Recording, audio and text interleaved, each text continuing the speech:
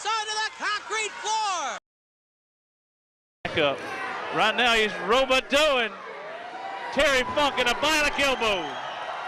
Sends him right out of the ring.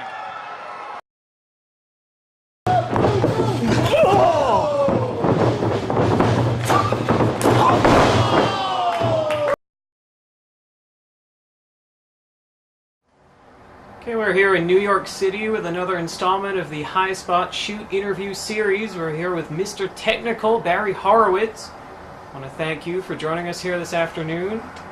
And before we get into your professional career, I wanted to talk a little about your amateur career at FSU. Well, basically, I started at first of all, thanks for doing this, and it's a pleasure to be here. Started at a Northwest Youth Center, which is still standing. It's in St. Petersburg, Florida, and that's where I first got my first amateur wrestling lesson. And I was totally, I think I was like 130 pounds or something, and just got, am I allowed to cuss on this interview? Go right ahead. Got my ass beat, and I said, I need to get in shape. So I went from there to a Northwest Youth Center to junior high, high school, won state championship, went to FSU for a year, wrestled there, didn't do really well in the college ranks, but I knew where I was going, and I wanted to be a pro, and I thought this would further my background, and I loved amateur wrestling, and I thought sports are excellent for anybody. I'm a firm believer in building character, discipline. So were you a big professional wrestling fan growing up? Yes, I was. It started about 15 years old. I remember my parents and I were moving, and actually this house that we moved into was like a mile from this youth center, Northwest Youth Center, and flipped on the TV, and it was like Thunderbolt Patterson against Mr. Clean.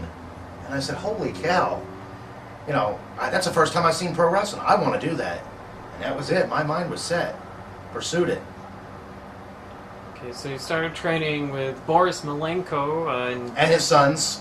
Okay, in Yep. Tampa. So maybe we could just take us through what the training was like. I understand you actually trained for a year and a half before you had your first match. Oh, yeah. Yeah, trained like 3 days a week. As I progressed better, I started off sloppy because I was an amateur, and like 2 left feet and so forth. So I listened and studied, watched a lot of film. I mean, never copied anybody. You always want to take a little piece here, take a piece there, take a piece there.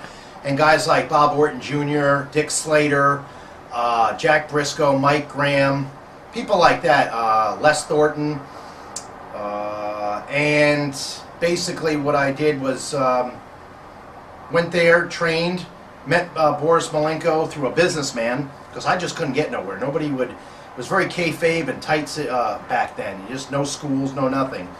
And met Mr. Malenko, and I think I paid $600 to be trained.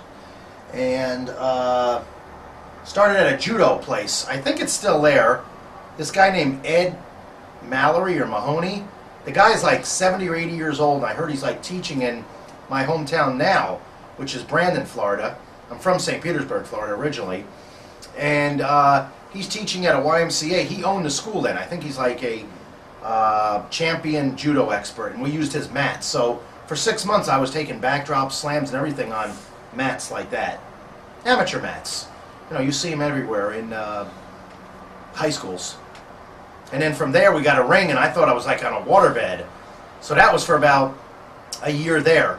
And just, stretching and wrestling and doing all the Japanese type of warming up and stretching and taking a lot of bumps, from Mr. Malenko. He did most of the teaching, worked with his sons, Shelly and Jody.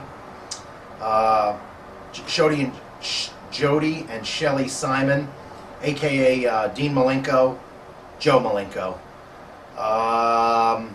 and Carl Gotch, and Carl von Stronheim. And he'd have different people come down once in a while. Louis Estia came down and, just tutored a little bit and helped. Okay, so how much of your training would you say was shooting, and how much was working? Now, most of it was working. A couple of months of shooting, just to, partly pay your dues. Maybe a good stiff armbar or a good stiff drop kick or something, you know, not, you know, like Dr. Death says, wrestling isn't ballet. I mean, if wrestling was easy, everybody could be a pro wrestler. You know, I love football, but I don't go up to Dan Marino and say, I want to be a quarterback. You know, you got to pay your dues, go to school, and earn your way.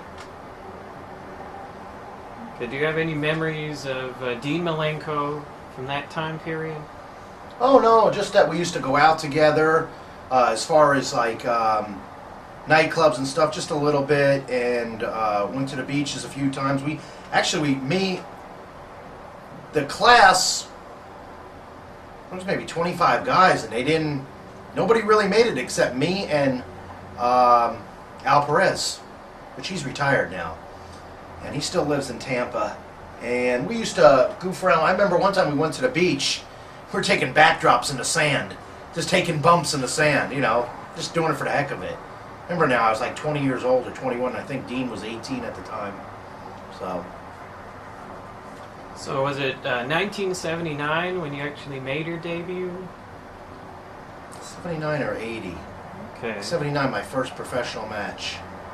Okay. Do you find that people are surprised that you've been working for that long? Because I know, I mean, a lot of people, their first memory of you is probably from the WWF. Excuse me. Yeah. A lot of people are surprised.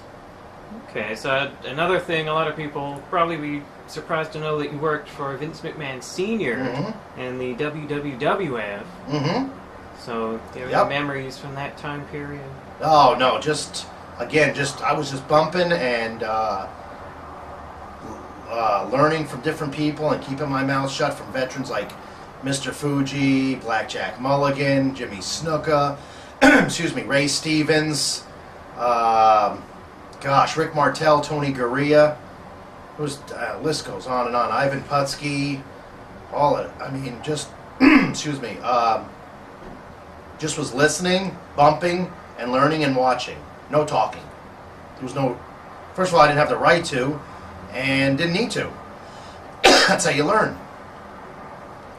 I know you also worked for Jim Crockett, Mid-Atlantic in the early 80s.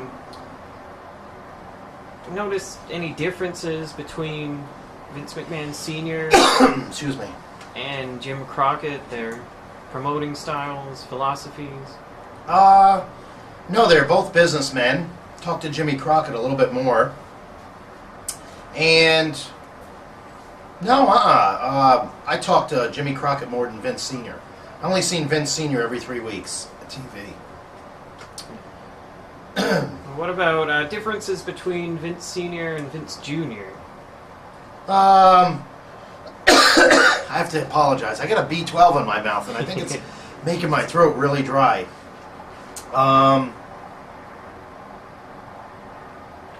Yeah, I think Vince Sr. was just more old school. Just more old school and back to basics. And Vince was just another generation and took it a step above, another level. Okay. I also understand you worked in Canada early in your career. Also Puerto Rico. Yep. I was in Puerto Rico for a week. Did Canada just for Vince. For Mid-Atlantic every month we went there. Maple Leaf Gardens. We're back with Barry. Barry, you okay there? Get everything out of your throat? You're not going to choke on us, okay? No. Just so people realize, this is Barry's first shoot interview. Right? Yeah, I did some on the internet and radio interviews and telephone ones. But this is the first actual shoot where we're going to find out about Barry Horowitz. Exactly. You got it. Okay, before we go on, let's go back a second. Okay. Your first match. Tell us about your first match. Who was it against? First match ever, professional? Ever, yep. Washula, Florida, Washula Civic Center against Dr. Death, a.k.a. Frank Martinez. I don't think he's alive. It's a friend of Malenko's. I think I made $25. Wrestled him. What I do remember that match, it was a hell of a compliment. I just listened to what he said, and I arm dragged him. And the way Malenko taught us to arm drag is not the way guys do it today. There's some that do it today, but it's a deep arm drag. It gets under the armpit, and you almost a bridge, and you lay straight back. And when I did it and followed up with it, I put him in an arm bar, and he said, "Ooh, Malenko's taught you well." just made me feel good. I never forgot that. And it was an accent because he was a Spanish man. And I remember shooting him in for a backdrop, and he gave me a swinging neck breaker. 1, 2, 3, beat me. All right, well, let's just go on, a little bit of other matches you had as you progressed on before we get down to Florida and stuff like that. Other little territories you were in besides, or you went right to Florida then? No, I was just, just Florida, and just did little shows there. They used to do a lot of stuff in bars, redneck bars. They'll hold matches there. They bring a ring in some of these country bars. They'll pack 200 or 300 people in there and have shows. Had a place called the Arena on 49th Street in St. Petersburg.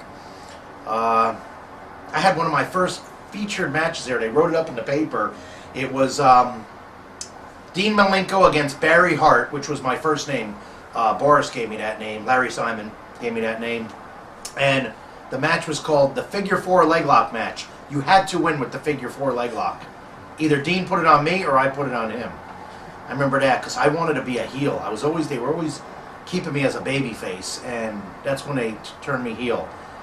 And then from there, I was done a year and a half, and Malenko gave me these numbers, and they were all current. Stu Hart's number, Monsoon's number, Puerto Rico's number, all on a sheet of paper.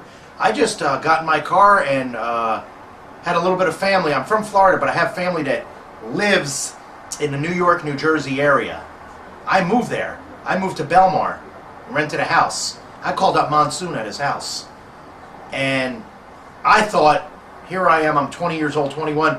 Hey, I've been working for a couple of years, and I don't know if to this day, I mean, he's passed, and it's a shame, but I thought I was working him, and he probably knew I was, hey, I could wear, and, oh, come on down to the TVs, which they only held every 3 weeks, Allentown and Hamburg, Pennsylvania, every 3 weeks. And they took care of me, but boy, I worked my tail off, like, per night. It was on a Tuesday night and Wednesday night.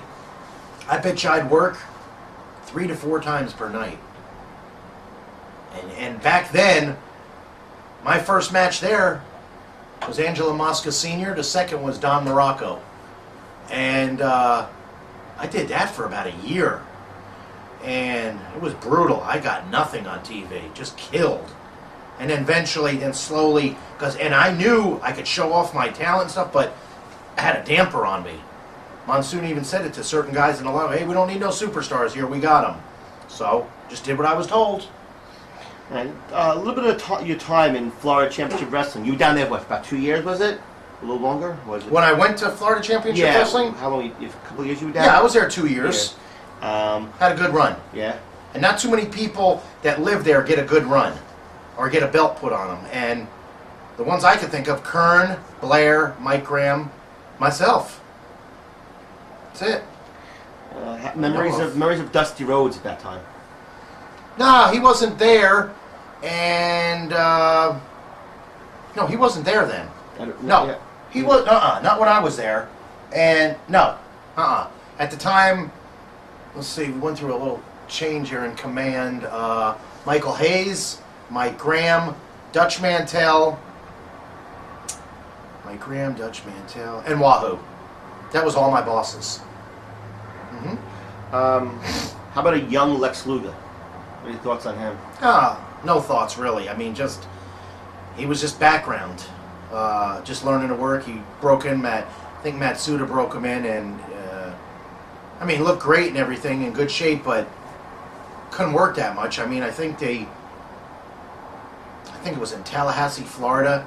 They had what you call a lumberjack match, and he beat Wahoo for the Southern title. I mean, I think he was in the business 3 weeks. I think. Don't quote me on that one, but unbelievable. I mean, it's just too much, too soon, too quick in his situation, in my opinion. I don't know if people realize that your first manager was Percy Pringle. That's right. Yeah. Tell us a little about that. That little stable he had, and what you guys were called, and the Pringle Dynasty. And really, who was in charge was Mama. He'd always say that, Mama says, and stuff like that. But it was Len Denton, the grappler, Rip Oliver, Rick Rude, myself, and Luger was the last installment. And again, he was just in the background, not saying nothing. That was his part. All right. Well deserved. Then you spent some time working in Memphis as Stretcher Jack Hart. Tell us a little bit about that, and how Stretcher Jack Hart came about, and memories of Jerry Lawler, if you could. Yeah, that went pretty good. Pretty good. I was there only 3 or 4 months, and Jerry Jarrett was very good to me. I liked the way he talked to me. Went to his house, did interviews there, had a meeting with him. Jerry Lawler didn't talk to that much. Wasn't too impressed with him. You weren't impressed in the ring, or just impressed with his whole aura? He was never mean to me, nothing like that. Just, I don't know how to explain it. Full of himself, I guess. No, I was never impressed with his work. Yeah. That punch was awesome. He throws a great punch and so forth. But I'm into, my type of wrestling is different than his, and, I'm into more of the Chris Benoit, Malenko, Bret Hart, Owen Hart, Barry Horowitz style of wrestling, which is technical. Like Mr. Technical. That's right. .info. It's the website. People may not realize that early in your career also you went under the name Bret Hart. Yeah. Were you aware that there was a Bret Harting? No, I was in a, what was that? We were like, when we first did Charlotte TV, they were at a TV studio. They moved. I mean, like a Channel 10 or something. And we're in that room, and who said it? Who was there? I don't remember. Oh, Gary Hart was there. He was a heel manager. I come in, Barry Hart, and this is when babyface and heel mattered. Well, let's see. You're Barry Hart, the babyface. Gary Hart's the heel. This is confusing. We need to change your name. Okay? And I forgot who actually changed. I don't remember who suggested. Let's call you Bret Hart. It may have been Michael Hayes. I'm not sure if he was there or not. I don't remember. And, okay. I never heard of Bret Hart in my life. We're going to call you Bret Hart. Okay. And I stayed with that name for 2 years. Yeah, some people still call me that. Really? Yeah, some guys that I haven't seen in a while. Hey, Brad, how's it going? Stuff like that. You were at that time. Right after that, what were your thoughts on the WWF's at the time national expansion and all the death of the territories? Were you still in the territories when that was going on? When Vince Jr. started to take over and kill all the territories? Were you in the territories then, or were you with Vince by then? Was I what? Was I? You were with Vince by then. Oh, You were in the territories when he started taking over, right? Yeah. What was your thoughts behind that, being a territory guy at that time? Do you think it was bad, or? No, nothing. Didn't even think that was the least of my. No, I was just concerned that I had a job and was under contract. I didn't care what he did. Right. Yeah, it didn't bother me at all. Okay. Yeah. You had then when you went to the WWF at that time, how long were you there for the first time? 'Cause you had went and then you had left, right? When I first went for Vince Sr., Yeah. I was just there for about a year. Okay. And I went up to Vince Sr.,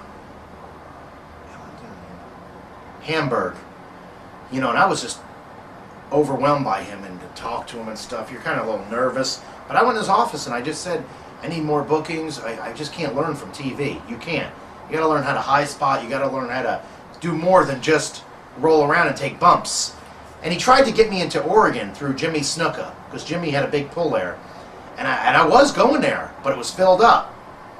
So he contacted Jimmy Crockett, and he got me sent there. That was my first territory, and that's what I needed, because I stayed there for 2 years, and I bet you I wrestled on an average 5-6 times a week, 2,000-3,000 miles a week in the car, wrestling everybody and anybody. And I was a babyface, so I had to listen to the heel, and that was a high spot territory. Traveled with Jay Youngblood, Rick Steamboat, Mike Rotundo, Gang was there, Ric Flair was there, Greg Valentine, Roddy Piper, Orton Jr. Gosh, I can't. Jimmy Valiant. You learned a lot. You talk in the car and you listen, and it was a learning experience. It was definitely an institution. And then what year did you go work for Vince Jr.? Oh, okay, let's see. Stayed there, went back to Florida, and I think Jay Youngblood told me to get in touch with Dutch Mantel. And I went there and worked there, just trying to get everything right. Worked there, went to Memphis. When I was in Memphis, that's where it went. That's where Jimmy Hart got a hold of me and said, hey, we're not going to do nothing with you, but you're going to make a lot more money. And I did.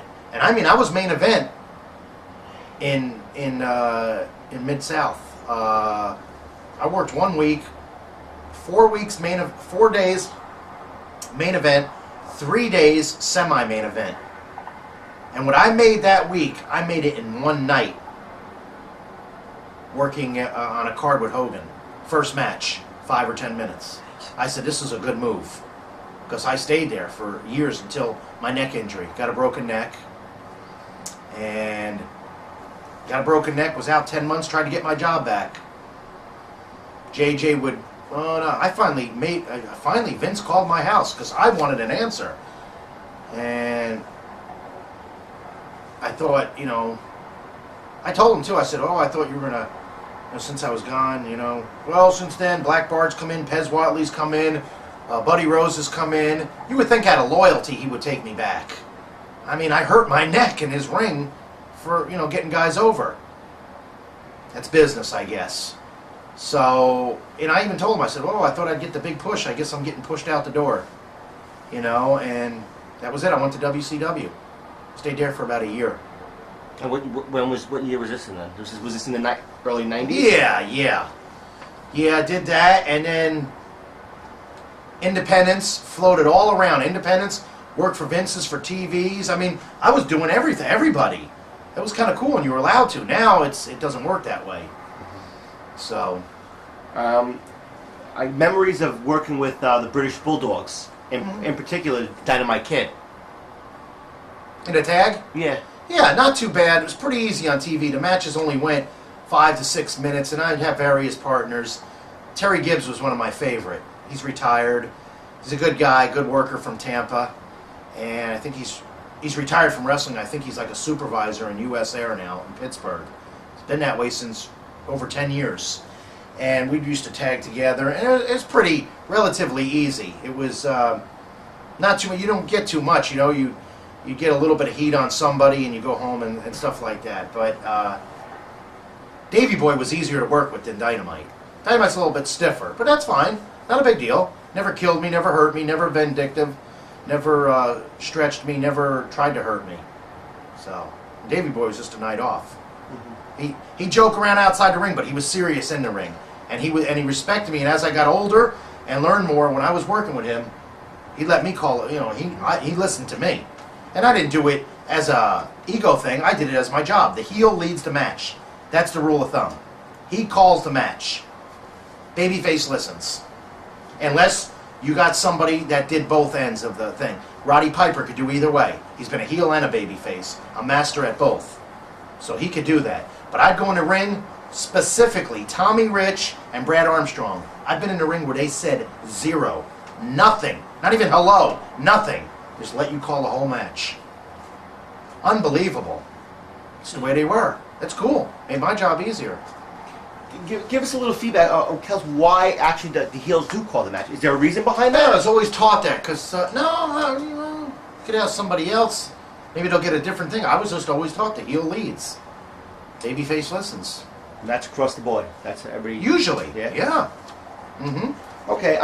For most of your career, you made people look good. Mm-hmm. But there's a certain word that is used about what guys do. You gonna piss me off again? Yeah, I think what the hell? I think it twice in one day. Why not? Yeah. Right. Okay. Yeah. And that word is jobber. Right. Yeah. It's just like it's. What do you think of that word? It's a shit name. It's just it's bad. I've never never liked that name. There's certain people that deserve that name. Guys that don't go to the gym, can't do nothing in the ring but take hip tosses and shitty bumps. They're a jobber. You know what I mean? I put over people. That means I could go either end. That means I could go in there with Shawn Michaels. I can go in there with Hakeem, one-man gang, and just bounce off the ropes and just let him annihilate me. Or I could go out there with Shawn Michaels and go a half-hour Broadway with him, or a match like that. I can go either way. That means you're a good worker. You're putting over the guy. There's always got to be a winner. There's always got to be a loser. No matter what you see in the pay-per-view, there's always a winner, always a loser, unless there's a Broadway or a tie or something. But there's always, it's got to be. Has to be. But that was, I could have said no. I could have sat at home and made no money. There's got to be somebody. I guess, maybe me because I was business. And I didn't give him a hard time. Didn't hurt my career at all. I'm doing a lot better than other people are in this business. I mean, I got a house, I've got things, I own things that guys that have made millions that, too much partying, and, I don't know what they did with their money, but if I had their money, I'd be a billionaire. So. I'm going to ask you about another guy, memories of Tom McGee. Oh, God. And if I don't know Mega Man. Yeah, and I don't know if you realize this, but he was actually being groomed to be the next Hulk Hogan. I don't know if you I didn't know that. That's what the story I'll give is. you a... And that he actually lost to you in one of your last WWF matches in 1989. Did you know that? I don't remember that part. I do remember he used to wear a mouthpiece in the ring. And very quiet guy. Let me tell you something. I was somewhere in a gym. It's possibly in Canada. The stats on this guy are phenomenal. Strongman, karate expert, shooter, wrestler, boxer, triathlon. I mean, this guy's got a stack like this. 6'5", 270, athletic as hell. And in my opinion, when he came in, he couldn't work, but he's better than Warrior. And they were both in the territory at the same time. And there was a conflict. I think Warrior may have been nervous. May take his job. But McGee, yeah, but it didn't pan out. And yeah, his stuff was, he didn't, but I think he's been in a few movies. He was in that movie with Brian Bosworth, Stone Cold. Did a good job there, but I never had a problem with the guy. Very respectful and polite. Wasn't a prima donna. Looked good. Phenomenal. But just didn't work out. Just because you're built or jacked up doesn't mean you're going to get a job, always. Jeep Swinson didn't. He tried. He's dead now, too. Yeah. Didn't even see his movie come out, Batman. Right. So, Speaking of somebody that was groomed and built up and good friend of yours, the Ultimate Warrior. What are your thoughts on him? just, there's different ways of doing things in this business.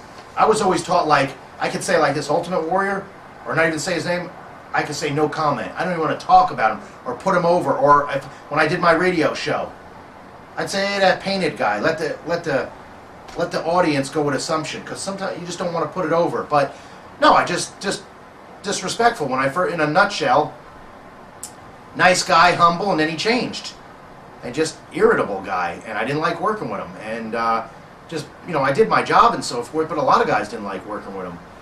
But too much too soon, overpaid. And you know what? He couldn't survive in today's world of wrestling because people won't buy it.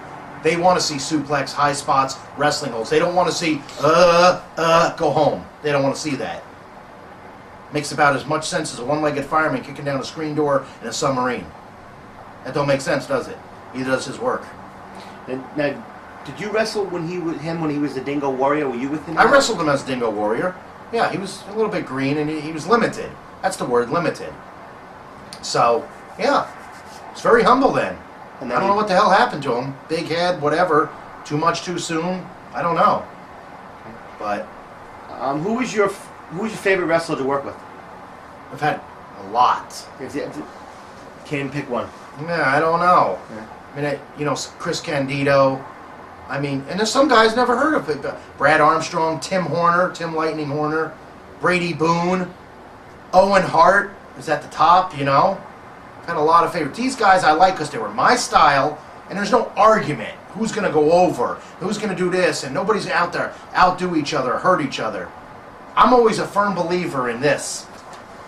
Don't get me over. I'm not getting you over. Let's get the match over. That's what's important. Get the match over. Make everything click on all cylinders. Not just one-sided. Who was your least favorite? Had a few of those, too. I don't know. I have to really, sometimes I have to really think. I don't mean to be mean, but I didn't like working with Chris Adams. I worked with him one time, and that was an abortion. Comes into WCW, I think it was a favor. Terry Taylor got him in there, I think. I mean, come on, guy, you work once a month, tan up, have your clothes look presentable. And I worked with him one time, and he tried to get himself over, not Barry Horowitz, just himself. Horrible match. Then he comes back, what happened? I didn't even talk to him, and I don't usually do it. I just think I even thanked him, and that was the end of it. It's horrible. Super kick? When I think super kick, I think Shawn Michaels. I don't think Chris Adams. Who was the stiffest? The stiffest in the ring? Yeah. Oh, there's quite a few. Swede Hansen was pretty stiff. Stan Hansen was pretty stiff. Maybe that's... There's a lot of guys. Japanese wrestlers are stiff. That's all I can think of. Nothing majorly. You know. In the 80s, you were at WWF at that time, and you were there for the drug and sex scandals. Yep. Yeah. How was it? Just a zoo at that time because of that? Or, because I mean, those kind of things were bad. What was going on? I mean, so yeah. You mean when Vince went to trial? Well, no, Hogan, or the sex. Remember the sex scandals with Mel Phillips and Pat Patterson, and Barry Orton. Yeah. Well, you were there. Now, heard of it. Right. Talked in the car and stuff, but I never seen nothing. Yeah. I never seen a damn thing. Well, Mel Phillips, Pat Patterson. Pat Patterson's always treated me good. He's helped me as far as, helped me my career, and that's as far as it went. That's the God's honest truth. Yeah. When we were talking earlier at our question and answer, you were telling a story about how when you worked with Warrior one time, and I just want to touch back on Warrior, because I think it was a pretty good story, how when he blamed you for not pressing, and how you did your job, just so you can tell the fans that I think it's an interesting story that they would like to hear. Yeah, it was just at the Baltimore Civic Arena that years ago at TV, and I didn't get up, and I was in the next dressing room, and he's telling the other group there, I guess Davey Boy was in there, and Dynamite Kid and a bunch of other guys, hey, that piece of shit can't get up for me, even he's in the business 10 years. A little rage, as usual, First of all, I helped him. Second of all, I've been press slammed by the best. Hercules did it. Lex Luger, phenomenal press slam. The Patriot, I've been press slammed by the best, and all took care of me and all did it right. You're supposed to be strong. You don't need my help, but I still helped you. That's your deal. You said rage, so we know what that. Oh yeah, yelling and stuff. Yeah, I could have went in there and I would have probably got jumped or whatever, or fired because the position, the pecking order. I'm not in that pecking order, although I should be. Now the group that he was with, you said you would have got jumped. Were they a little clique there? There may have been a clique there. They're good buddies. I don't know if they would. So he was buddies with Davey Boy and Dynamite. Oh yeah, they were good friends. Yeah, they traveled together and so forth. Okay. Yeah. All right. Well, now we move on from Warrior because of his. Yeah, it's boring. His usage of stuff. Steroids. Did you ever feel the necessary to take steroids to further your career? I thought about it. I could have probably went further by following. Not going to do it. Not going to do it because, first of all, I mean, I don't know. I can't speak for everybody, but you may be the laugh of the crowd and you do this and do that when you're there, but when you're I don't think anybody lacing up their boots is thinking of Owen Hart or thinking of these different guys. Some guys that did them to themselves, I'm sorry. Come on, guys. You're grown men. Don't be a follower. Be a leader. I mean, if it happened by accident, but come on now. Go to rehab or something. You're making great money. You're seen by national people. You got families and so forth. Come on now. You can blame it on some of the age, but as you get older and you're still doing it, it's it's wrong. I didn't tell Louis Piccoli to take 20 somas in a bottle of wine. Don't quote me on that. I heard that. He was addicted to somas. Good kid, too. Good worker. Brad Radford. Had a grunger gimmick type thing. And, how did most people die in this business? Could you count accidents or could you count self-induced? How many? Weigh it out. I only know of one accident. It's Owen Hart. Should have never happened. What a waste. You were close with Owen? Yes. Yeah, I think so. Wasn't super close, but close as far as in the ring. I've wrestled him more than anybody has. I've wrestled King Owen. I've wrestled Owen when he was a tag with Coco Beware. I wrestled Owen when he was a babyface, when he was a heel, Blue Blazer. I mean, shoot, had his first professional match in when he came to the Fed. I think it was '89, Bristol, Tennessee. Yeah, I remember because Owen was a little spoiled, I think, from Calgary. You know, he wanted to go out and rehearse in the ring, and it was March there, and I said, we can't do that. He just thought he could do anything. Hey, there's rules here. My first match with Owen was part shoot. He didn't know who I was. I had to prove myself to him. And we may have been working the same distance, or I may have been working longer. I got tight with him. I laid in punches on him. I laid in amateur moves on him. So did he do to me. And then it decreased. And then it always, and then as it went from to this, to this, to this. Always had a good time with Owen. He's a jokester too. Fun jokester. Good jokester. Good family man. Properly bred in this business. Trained. Saved his money. Married, I think, his high school sweetheart. Had adorable kids. Blue Blazer don't need to come from the ceiling. Ultimate Warrior needs to come from the ceiling. Cover up his work that he don't have. Owen's a worker. That's like sending Chris Benoit, Bret Hart, Barry Horowitz, Dean Malenko, Billy Gunn. The list goes on and on. Jimmy Snuka. We don't need a gimmick. Our gimmick is we know how to wrestle. We know how to work. There's a difference. So when you can't work, you got to do it with something. You got to bleed. You got to fly. A lot of music. In other words, when the ring music stops and the ring jacket comes off, so does their matches. Certain guys. Certain guys. Do you think, you said, a lot of drugs and stuff, and these guys did it to themselves. Is it the business, or is it just a person? I don't know.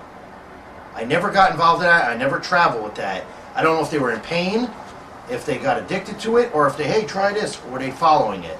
I never went that route. I got ribbed about it and stuff, but hey, that shit went out in high school. I'm not doing it. I'm not doing it to this day. I got a family. I got my life. I'm here. I'm doing fine. You know, I didn't tell these people to. I don't know. Maybe they had problems. But that many? You all got the same problem? I don't know. I never got involved in it. I never asked. I never tutored. I never, It's none of my concern. I'm not being mean or nothing, but no. I hate to see that happen to people. It's bad. I think there's other choices. Did you ever resent, putting over these guys and making these guys look good all because they had the physique? Like some. Yeah. Yeah. You resented? Yeah. So sometimes I didn't resent putting them over. I don't like the disrespect. Mm-hmm. You know, they're calling the match and they're calling this and they're calling that, and I'm the veteran. Warrior was like that. He's always afraid I'm going to eat him up in the match. No, dummy. I'm trying to get the match over. You over. Didn't trust me. Me of all people in this business. You know, do that with other people, but not me. No, and I resented people that didn't respect me. Shoot, how come I wrote Roddy Piper or Don Morocco or heck, Ron Bass, anybody? These are veterans. Hey, thanks very much. I appreciate that. You know, that's just respect. I do that. Do it all the time. Then you went over to sometime after that. You went to Global Wrestling. Okay. And yeah, GWF. Right.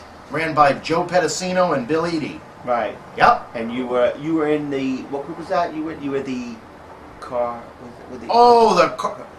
What was that called? Cartel. Cartel. I wasn't in that. I came in after, which I resent that because the first year they were flying guys in, big money. Right. I came in on the tail end of it, but it still worked out well. I lived in Nashville and drove to Dallas once a week, 10-hour drive. But my rent-a-car was paid for, my hotel, everything but food, and I got a good payday. And I was treated right on that TV. And I thought Vince would see that, hey, maybe we could do something with this kid. Didn't pan out. Didn't work.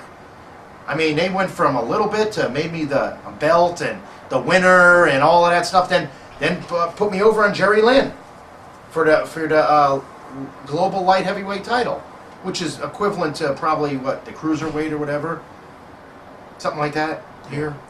So it was a good little run. Not bad. Bruce Pritchard was my manager. Was in Eddie Gilbert's clique there, as far as his group, so forth. And then it diminished. Yeah. What memories of a young Jerry Lynn and a young Sean Waltman? They were Yeah. both there at the time. Yeah, that's right. Didn't know Sean too well. Knew Jerry a little bit more, talked to him a little bit more. From Minnesota, I got a lot of friends from Minnesota. Jerry's a good guy. Good worker, trained hard, good wrestling, good technical wrestler. They had a very impressive roster at times there. Yeah. And they had national television exposure on Yeah, ESPN. ESPN. Why the hell did they fail? I don't know. I think they spent maybe too much money. You know, you're starting to fly guys in and this and that. Money runs out. I think that's what happened. That I don't know.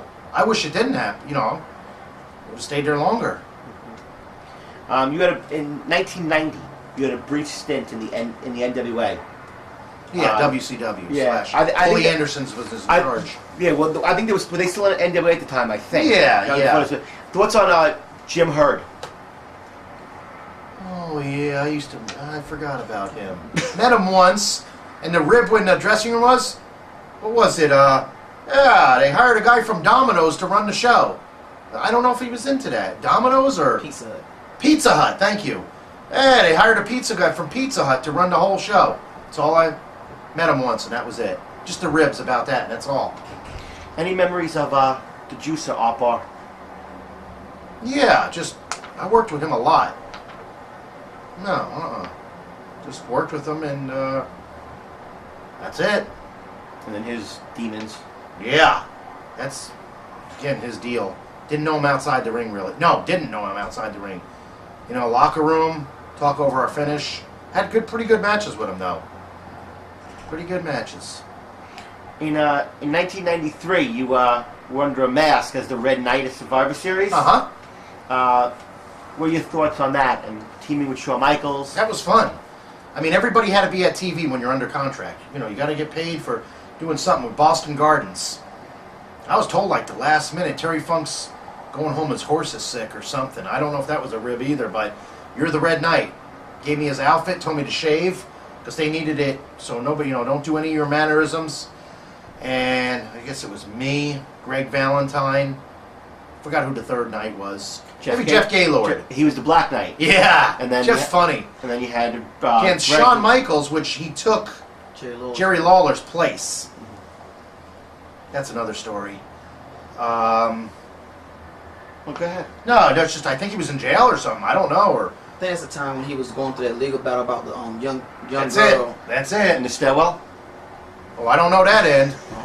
I don't know that either. I really don't. That's all I know is that. That's how exactly how it was put to me. And I got a concussion in that match. I saw Brett coming. He was very excited. Stu was there. His mom was there. His whole family. I'm working with Brett, Owen, Bruce, Keith.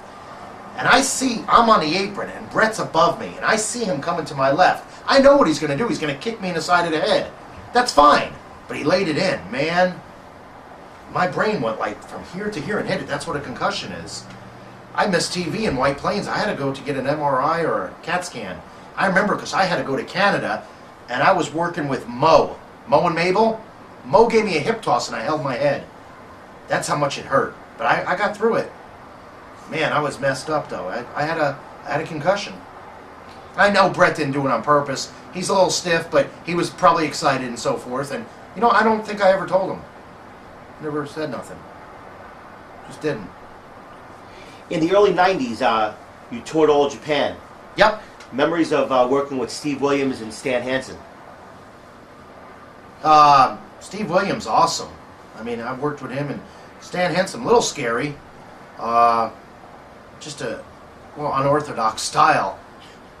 He hit me so hard with a chair, I went numb on my left side. It was like a year after my neck surgery. It made me a little nervous. It was the first night, and I had 3.5 more weeks to stay there. My first tour was 4 weeks, wrestling every day. So, that's all. That was a little, overwhelming there. And then I wrestled him in a single, and he was fine. Not a problem. Nobody was a problem there. I had a problem with one of the Japanese wrestlers. Hit him with a knee lift, and I guess he didn't like that, and he hit me with a spin kick and split my tongue open. So I backed him into the corner. You know how Dory Funk throws the uppercuts. I threw the uppercuts. Owen throws the uppercuts. Chris Benoit does. a lot of your Englishmen throw them. Well, you could throw them to the chest and stop them, or you could make them rise up and it'll box your chin. It'll make you bite your lip. I did it with them, about 3 of them, just to get a respect factor there. You don't want to cower it out. So, nothing else. Who was That that? was Kawada, which Stan beat up many a times. Yes. Oh yeah. So maybe he deserved it. I don't know. The rest of the guys were cool and very polite, especially Kabashi and Kawada. I can't remember all their names. And that was the early to mid '90s, I guess. Yeah, that exactly. Was? Yeah. All right. Then you had a famous victory over Skip Yep. in 1995, and you had a feud with him. Yep. What little memories about that and Chris Candido and Yeah, I just loved it. I walked into a locker room. Where was that? Maybe Wilkesboro, New Jersey. Is there a Wilkesboro? Something. Kevin Nash comes up to me. He's the world champion. He goes, pulls me to the side. He says, "You're going over tonight." I thought he was joking. So again, go with the rib. And then Pat Patterson called me in the lunchroom and he explained it to me. Hey, we're going to do this thing with you and Skip. And I called my own finish there. And I'm glad I did to this day. Have a match, boom, boom, boom, and I guess I forgot it's on tape, Superstars or whatever. Chris hit me with a drop kick, or I hit him, and he started doing push-ups. And when he hit there, I grabbed the 3/4 Nelson Grapevine, which I did. It's called a ball and chain in the amateur ranks. What I was supposed to do, Mike Rotunda was the agent, said, hey, do what is it called? A Oklahoma ride. Oklahoma roll, which you're on all fours, hook the chin, schoolboy the under to the leg, and it comes like this. 1, 2, 3 Kid used to do it a lot. And really, it's developed by Jerry Briscoe. That's the only person I used to see do it. Then Scott McGee and other people. And I said, hey, Mike. I said, I'm not telling you what to do, but this was my time, and I wanted it. Nobody's did the 3/4 Grapevine. And I said, Sean Waltman's doing it. I said, is that all right? I don't mind. If Mike didn't okay it and I didn't speak up, it would have never been said. And nobody does it. I don't even know if anybody does it to this day. And I beat him with that. 1, 2, 3. what was your reaction when you heard that he had passed away? Oh, I was semi-stunned. I knew he had his demons, followed the wrong crowd, and just a shame. Shame. Too young, his career ahead of him. And he should have stopped this a long time ago. I don't know if it was too late or what, but... Well, they say they say that when he passed, he was clean.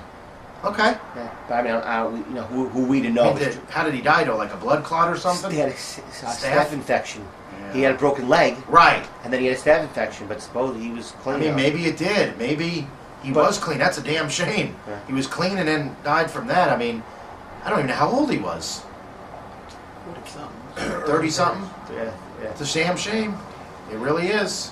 Did you realize back when you were working with him that he had so many personal demons? I mean, was it that When prevalent? I first met him, no. And then I seen him driving with different people and then hearing horror stories, he was drunk or this or that or something, and then just seeing how he acted too. Sometimes he'd be hyper, sometimes his eyes be rolling, stuff like that. I never even said, I knew something was up. You just don't say, hey, are you high or something? I didn't say that to him. As long as he's fine in the ring, and he was. You want to go party and stuff, that's fine. Don't be doing that in the ring, though, and hurting me. Right. It's wrong.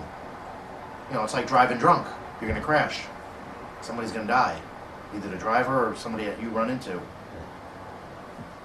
You have any memories of you when you were teaming with Hakushi? No, I just liked traveling with him. We traveled together, trained together, helped him as much as I could with the English dialect, and did vignettes and so forth. It was fun. It was, it was great. That's mostly it. I think we never stayed together. It was the 3 of us, me, him, and Glenn Jacobs. Hakushi would stay alone, and me and Glenn would split a room. Because I think he talked to his wife in Japanese and so forth and stuff, so very polite. Very, very polite. Did whatever they wanted. He's a good guy. Thoughts on the Click and their backstage reputation? The Click. Who's that? Helmsley, Michaels, Oh, Hall, Nash. oh, yeah, they're in their own deal, and didn't bother me. They didn't bother me. I mean, you know, a little bit prima donna-ish on some of them, but that's fine. But you know, nothing detrimental to me. I just didn't pay attention. I did my own thing. Got dressed. Do what they want. They just did their own, you were, so no horror stories about them when you, because I hear they were ball busters. No, they never bothered me. Okay. Yeah, Scott Hall I would ignore. He's got a big mouth. Mm-hmm. And that's all. Bit cocky. Kevin Nash, I've always got along with Kevin Nash. Treated me well. Shawn Michaels, no problem. Hunter's a little bit cocky, but never nothing detrimental to me. Every time I worked with him, respect. He helped me one night. I worked with him in Johnstown, Pennsylvania. Supposed to do a spot where I was supposed to cover him. I forgot to, and he reminded me to cover him, so that saved it. I forgot, and it was to making me look good. So that was nice of him. That's when he was actually Hunter Hearst Helmsley, the bow tie, the ponytail, and doing the thing, similar to Steve Regal, I think, back when he was in WCW. You know, the English gimmick. Right. So, Did you ever see any tension between Sean and Brett Druin at that time? I never did. I heard it, but never seen it. Never seen them like go off on each other. None of that. Never seen it. Again, now you got to understand. I did my deal. Unlike other guys, I treated my work like a shoot. Well, first of all, I amateur wrestled and I took it very serious. I mean, I get ready for a match. I got ready early, get the boots, stretch, think about my match, go over it. That's why I think my work ethic preceded me. That's why I think I did well. I think with my how technical I was. That's just the way I am. Preparation. And so I'm not eating hot dogs and going over my finish to 5 minutes before and stuff like that. I wasn't into. So I'm like, if I was on early, I do it, shower, and leave. I was driving alone, or sometimes I'd be driving with somebody else, Glenn Jacobs or Barry Darso, and I would just wait on them. Okay, we're back with Barry Horowitz. Took a little bathroom break and pizza break. Pizza was good, Barry? It's good, very good. I don't eat that a lot. I know, I know. 2 little slices. I know, It's early too. You went off your a little bit of regimen. carbs. Yeah, just a little bit though. All right. But I still look good. You do. I got my Tampa Bay Buccaneers hat on. Right. So got to support the home team. Right. So I'm not a mark for them. I'm a fan. Okay. There's a difference. Okay. Okay. Yeah, we will learn that. Okay, now we're gonna go ahead to in 1998. You joined WCW. Yes. Okay, and you were there for about 2 years. Yeah, 2-year contract. Did you realize at that time that company was woo? Not at all. Holy crapper. No. At one time they were competing. It was Nitro. It was Nitro and Raw, and who had the better ideas? And no, I had no idea. And to this day, I wasn't even told. I was like, I did Nitros and Thunders and Saturday nights. Then they left me off, paid me the same, and just did Saturday nights. And it was awesome. And I remember our next show, we were supposed to go to, I don't know where it was, Denver or something. Maybe not, but I don't get a phone call. I always get a phone call from Jimmy Hart or somebody, or plane tickets. You would think somebody would call me. Yeah, well, I mean, anybody, Jimmy, anybody. Can you just get on the phone and, hey, Barry, say, hey, it's been 2 years, but, you know, just tell me something. I was never told to this day. Really? That's just unprofessional. It's like any job. You call in sick, you call in.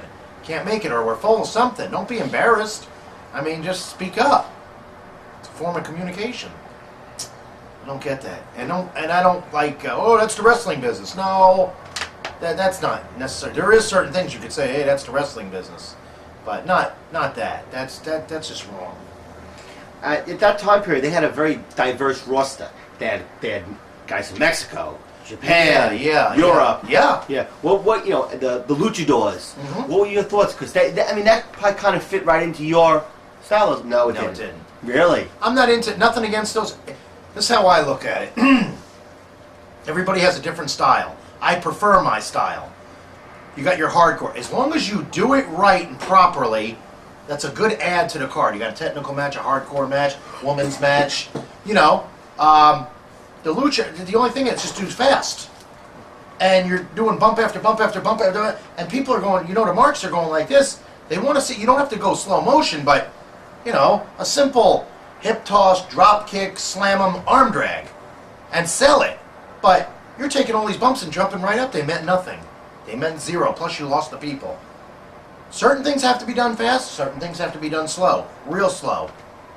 Certain things have to be done real fast. But the whole match fast, boom, boom, boom, like a jumping bean? Doom, doom, doom, doom, doom.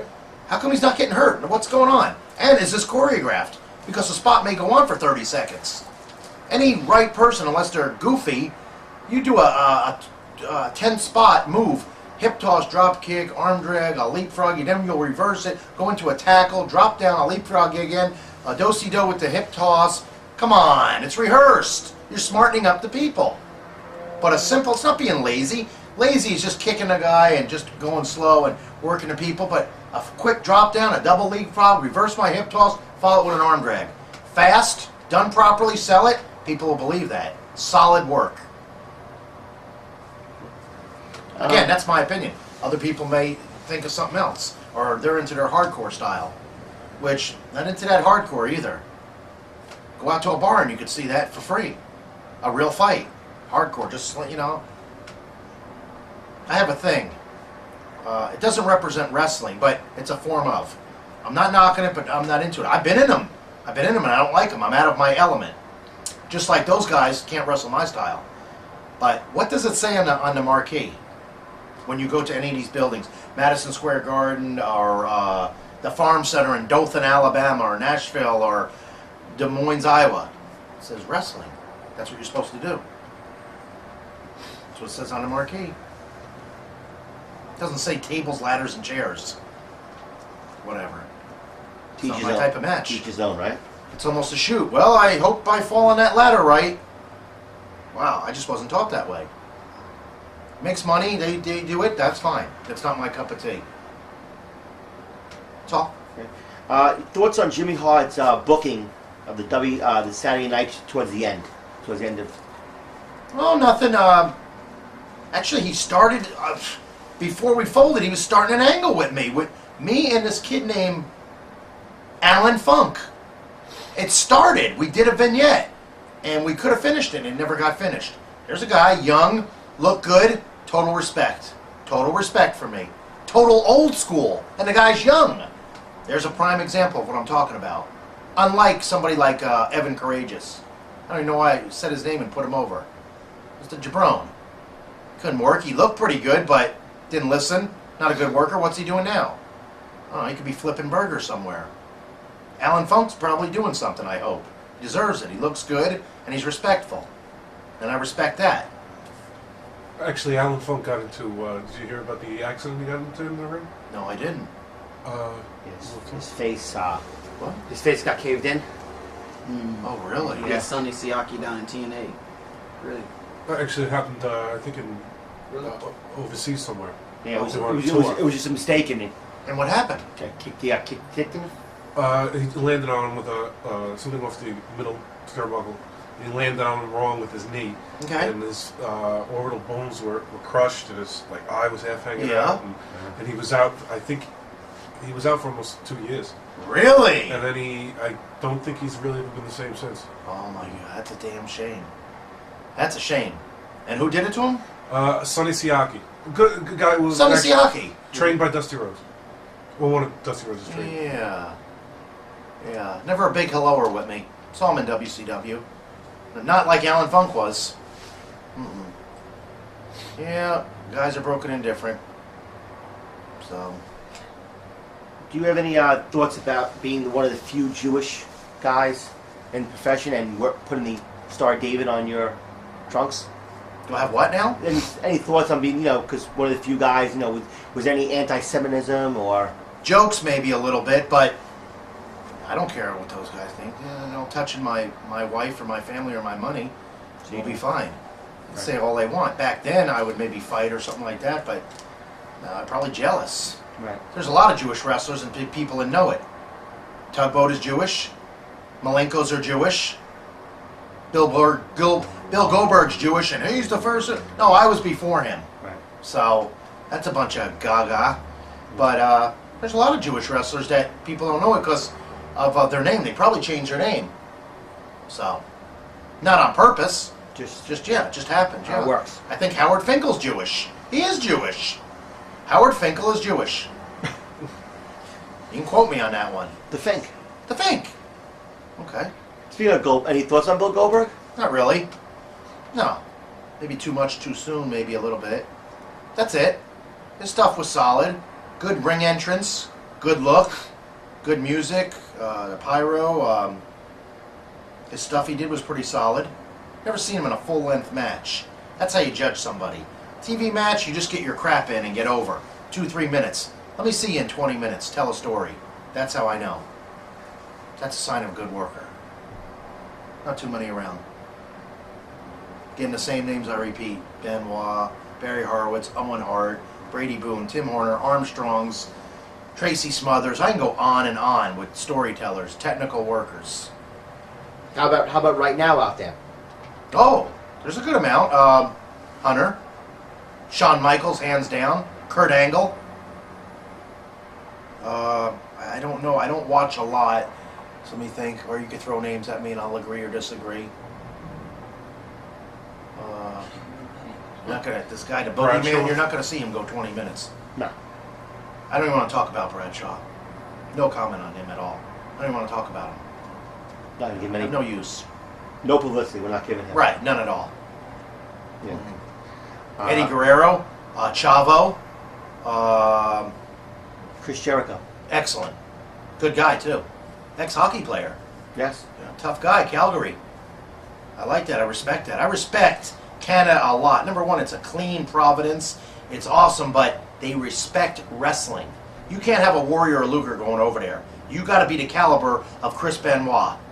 Every time I go over there, to this day, they respect me and they know I've wrestled Owen Hart. Because of wrestling, my technical wrestling. That's what they like. They were brought up on that. They're not brought up on the ha-ha. They don't like that. They don't like it at all. They're true fans. And they're good fans. Except in Montreal. I don't like wrestling in Montreal. Something about the French Canadians don't like Americans. No. I wrestled at the Forum. It's pretty cool. Nice. I mean, it's a landmark, but I preferred everywhere but there. Toronto was really cool. Maple Leaf Gardens. It's awesome. Everywhere around there. Good food, good hotels. Very Americanized, clean, but the fans are awesome. They're hardcore marks. They're not goofy marks. They respect.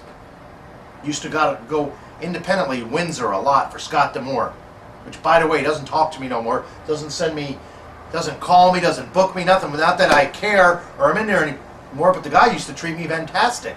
Great indie promoter. What happened? I don't know. I used to go there every couple of months, but involved me always in something. Pick me up at the airport. Beautiful room always. I get paid as soon as I get there. I mean, as soon as I get there, in my motel room. Never paid for food. His friend owned a restaurant. Breakfast, lunch, and dinner. Comped. Awesome payday. If I work twice, double payday. No, nothing to knock against Scott. They just stopped calling me and stuff. I don't know what happened. Something happened there. I don't know. I got no heat with him or nothing. He's a good guy. I don't think they use him at TNA. What do they do, like a manager? I wonder why they don't want him working. The guy can moonsault. Well, he's a manager and he's on the booking committee. Is he? Yeah. He's got ideas, and he looks heavier. He is. I've seen him look better. But He's gained weight in like the last year and a half. Yeah. Yeah, he's the manager of Team Canada. Yeah. I know those guys. Good guys. Yeah. You've never wrestled any of them, right? I was supposed to wrestle one of them, that in Nova Scotia, but I never did. What's the main one? Dark hair? Johnny? Bobby Roode. Bobby Roode, yeah. I went somewhere in Nova Scotia where he was gone or something, or went somewhere else, and I was supposed to. So I wrestled somebody else there, and I forgot the guy's name. He sends me an email. I think he just teaches now. I forgot. He's in Nova Scotia. I forgot his name. Can't remember it. Can't remember that? Okay. No. Okay. You have a reputation of being frugal. Frugal? Yes. I'm not going to say the word. Thrifty? Yes. Yeah. Again, I've been told by many people, it's not how much you make, it's how much you save. Right. Could care less what these guys think. Could care less. Do you think they care if I'm poor or rich? Right. The bottom line is, you know when you hear about it, when you see them at conventions and so forth. No, I watch my money, but I wasn't like some guys in this business. I wasn't like Rip Rogers or anything, eating off of people's plates and not staying in my car and stuff. I'll stay at a nice hotel and stuff. No, I'm not going to blow my money. I'm not going to stay at the Marriott. I don't need to. Right. Unless I was told to, or Vince is paying for it or whatever. Or, no, I just didn't blow my money. My money was spent on that road. The main concern was to get your rent-a-car, motel room, and a gym. Not the sightseeing and all that. I mean, I can if I had time. But I'm not going to get a $500 bar tab so these guys can laugh at me behind my back. I don't drink anyway. So, there's a lot of guys. Rick Martel watched his money. Nobody ripped him about it. What is he doing right now? He's a friggin' millionaire from the business. Good for him. Rick Martel's a great guy. Fantastic babyface and excellent heel. Another one that could go either way on that. Babyface or heel. Good guy. I liked him. There's, with your frugalness. You're going to keep on going with that shit, huh? Well, I don't, because you know You're what? working yourself into a shoot. Yes. Ah, very good. You like that? A physical shoot. No. You want me to stretch you? No. Crooked head scissor. No. Okay. No, please. Okay. Come on, you were trained by the Malenkos. That's why I want to do it to you. Yeah, that would hurt. Okay. I'm soft. Okay. You admit it. Yes. Okay. I'm man enough. Okay, it's over. Okay, no. There was an incident with you and Tammy Cinch on in 2005, a radio interview. Okay. Some kind of incident had to do with. Go ahead. I'm reading this. Yeah. There was some kind of incident between you two on a radio show in 2005. Which is last year. Right. No. Never Okay. happened. Okay. No. I haven't did a radio interview in years. Okay. Yeah. Last interview I did was last year to my, he's my agent. His name is Michael T. If you go to my website, mrtechnical.info, it'll say contact Michael T. Mike or tougherware@aol.com, and he handles all my stuff. And he told me there was something. He needed some verbiage or words when Chris died. Okay. And he jotted them all down and sent them to what's his name, Greenberg. That's in the office. He writes. It's been there forever. It's been there about who? Is it Mark? No. I can see his face. He's got a beard. Wavy. All right. I forgot. Greenberg. I can't remember. But that's the last one I did. Okay. But radio interviews, haven't did them in years. I somewhat remember this. The idea was, we don't know the exact quote, but it was not you on the radio. It was a quote by Tammy Cinch Yeah. on the radio What'd she say? mentioning how, in her words, cheap Barry was. Okay, let's hear it. I don't know the exact quote. Do you know? I said maybe you don't. Maybe Again, now, and I don't need to defend You might that, not but have heard of that. I don't know if she was ribbing or joking. Really, I don't care. Mention other people though, if you want to be that. But let's add up my bank account and my lifestyle and me, and let's add up Tammy's. She's going nowhere fast. Okay, what has she got? I think she looks real bad. And I think she's a drug addict. I think that's what I heard. Okay, so don't, if you're being vindictive and you're firing on me and shooting on me, that would be kind of wrong. That's like, you're living in a glass house and throwing boulders. Forget Right. stones. Right. I mean, but if she was joking, that's cool. And she may have, because somebody else mentioned it. That's fine. But, yeah, they blew their money a lot of times. Chris, they go out to Japanese steakhouse after the matches and stuff. I mean, I wanted to eat, but I don't want to be there for 3 hours. But different lifestyle. Any to get off that now. Yeah. Any thoughts on the business today not having that many guys out there that could make other guys look better? The guys that could, like you, would make a guy look. There's guys aren't out there anymore. It's just you either have everything is superstars. Oh, I know, yeah. There's no guys like you. Who, hey, you know what? I'm out there. I'm gonna make you. You're gonna make me. We're gonna make the match. Okay. There's no guys like that anymore, right? It's just, I guess not. It's just egos. To a point, I guess. I don't know. That one's touchy because I really don't. I can't answer that properly. Because you don't follow. You're not really following much anymore. No. If I flip the channels and I see Kurt Angle wrestling Benoit, I will stop and watch a wrestling match. I'm going to be entertained. if I see Boogeyman out there, or let me think of somebody else that, you know, that crazy guy jumps around. I changed him the other day. Eugene. He does everybody's. Yeah, I'm not interested. I don't like that hairstyle either. That's some hair. I don't know the guy. It looks like he trains, and it looks like he does his stuff well. Nothing wrong with that. Like, yeah, everybody's got a different part. Just, you know, I'm biased to that. I just like good, technical, sound, solid wrestling. And no, I'm not. I just keep on flipping. What am I going to see? And when I was in the business and would watch different things to learn, I'm constantly watching somebody pick up stuff, not to copy them, just different things. I'm not going to learn nothing from there. I'm going to learn watching guys like that or guys that don't know how to work. I'm going to learn what not to do. Boy, I'm watching now. Any thoughts on TNA, Total Nonstop Action, and their chances of competing with WWE? No, not at all. Because their little thing there. How long has TNA been in business? Close to 4 years. 4 years. Let's say 3 years ago. 3.5. I wrote them. They know who I am. Nothing back. And then I think I got something back from Jeff, which I don't even know if it was from Jeff. Oh, we discussed you at the booking meeting and we're not interested in stuff. But you'll bring Scott Hall in now. That made about as much sense as a fart in a windstorm. You know. So, I don't like that. I worked for Jeff. I worked with Jeff. They know me. I've watched other guys there. You couldn't, you know, I could understand if I looked old and I couldn't work and I wasn't tan, I wasn't training, I wasn't keeping up. Okay. But you got some kind of heat with me, or why don't you just say it? What's the deal? What could be your excuse? I could get you, if you want me to get your guys over, I'll do it. You pay me. That's part of my job, not a problem. You want me over? I'll do that too. You know. Yeah, I don't like that. A little disrespect there. But I think it's who is in that office too. You got some jack-offs like Vince Russo. Have no respect for it whatsoever. None. Zero. Can't return my phone call? You got heat with me. I must have called him 20 times at his apartment in Atlanta when he was supposedly in charge. Couldn't give me a phone call? You know, I think I was asking something about something. This guy was Vic Venom for the WWF magazines. That was his AKA, okay? He directed and this is a shoot. He directed and put together all my vignettes with Hakushi. Interviewed me, treated me great, and you can't return my phone call because you're the booker with the world title? You're a friggin' mark. You and David Arquette.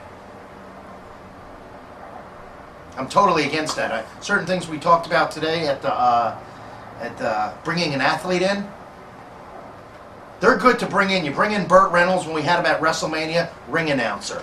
You're talking. But when you bring in, good example, Toby Keith, they brought him into TNN. I'm into country music, and he's a big guy. But he goes from country music star to learning a suplex, and he suplexes Scott Hall or somebody. It makes our business look so weak. It makes it look like the marks are sitting there. Anybody could be a wrestler. We're not up on that platform.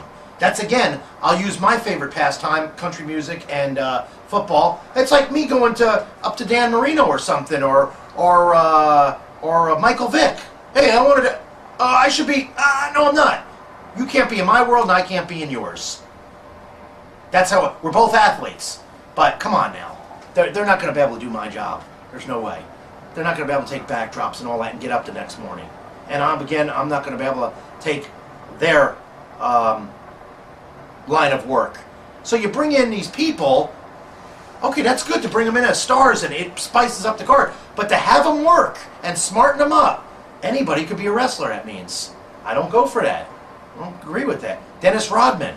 Okay, you were a basketball player, you were an athlete, but okay, where did you learn to hip toss and all? You were taught. I mean, it just smartens up our business. Add glory to the card, just have them push or something like that, or ring announcing or something like that, but to get them on our level, that's wrong. And they probably think we're a bunch of goofs. Oh, I can get in here, I can rehearse that and all that. I don't agree with that. It's my opinion. I just don't agree with it. How about Tough Enough? Don't agree with that either. As far as the way they're broken in, just a luxury way of getting TV ratings. You're in a $1 million house. You're getting driven to the shows by limos and stuff. Shit. Get in a friggin' barn and put a ring up and break in there. You know, and drive yourself.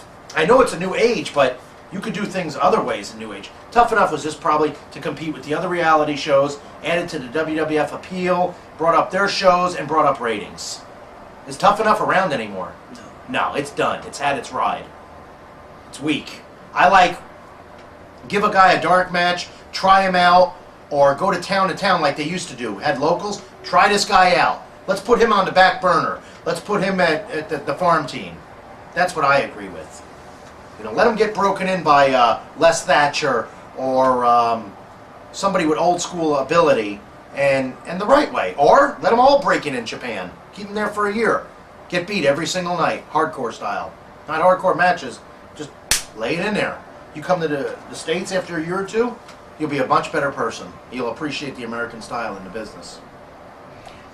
Do you have any thoughts on the high-risk moves that they use, commonly used on the independent scene?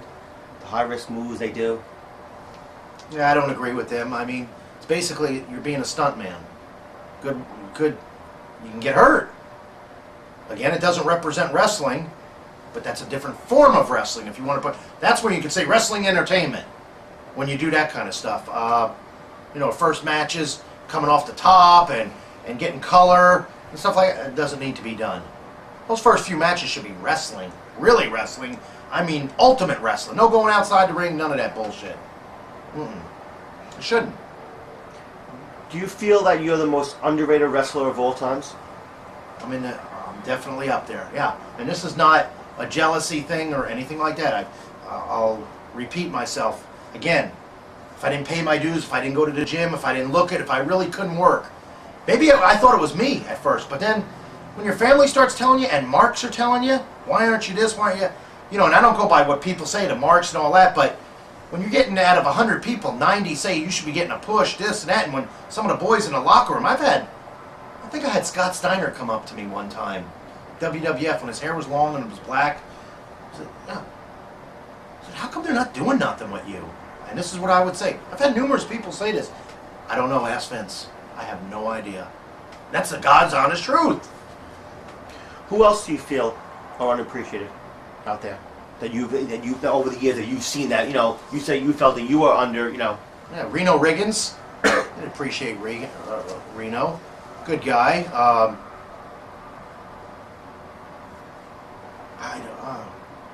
I'm just trying to think of different people that never got, you know,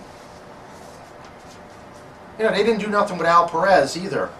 That was funny. I think they told Al to do a job for the Warrior. He said, forget it. That was the end of Al. He left. He ain't doing it. I don't think he did. That was the end of him.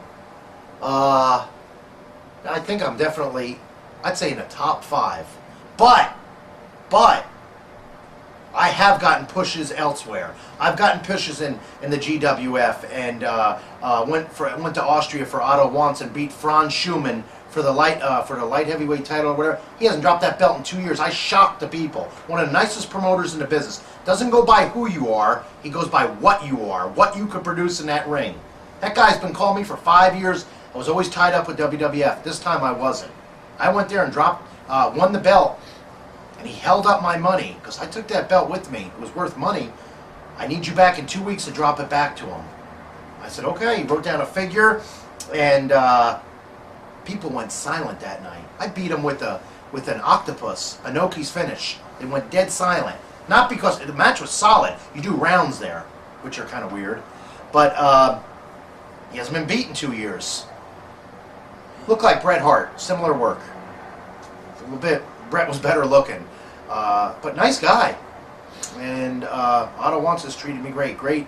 I got great press conferences, hotel rooms, gyms, everything paid for. Even when I left, he said, don't go back to your room. The airport's like a 2-hour drive. Just go straight to the airport. I'll have a guy drive you. Here's money. Buy yourself some gifts and breakfast. It's on me. Besides my payday. Good man.